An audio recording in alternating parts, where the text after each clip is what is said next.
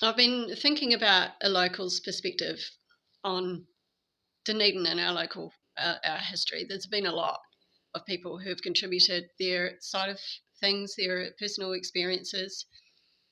Um, but it's been about one thing and one thing only for the most part, as far as I can tell. A lot of journalists have covered specific events that have happened here, and they've been outsiders looking in. The wonderful and magnificent Janet Frame, what an amazing story she has and wrote about the ever so famous and historical Seacliff mental asylum, which is now privately owned and a lot of it's been destroyed. But Dunedin has Seacliff. Then you have the Cherry Farm Hospital, which kicked into gear after that place shut down. Then, of course, you have things like the Presbyterian Support Old Boarding School house, which was unfortunately a trigger point for a lot of trauma for a lot of children. Then, of course, you've got the David Gray murders in Aramoana. Then, of course, something that's very connected and personally connected to me is the horrible Bain family murders.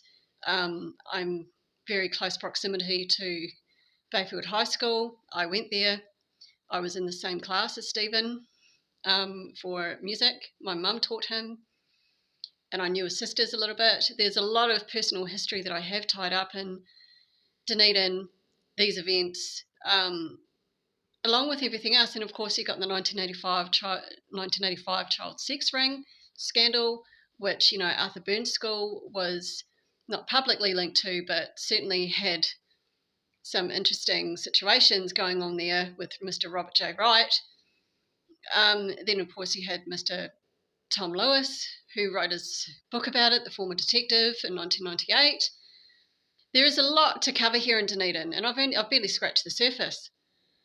So I'm going to start documenting in different categories, how these situations affect locals and just give a blow by blow and possibly take some footage as well. We'll see how we go.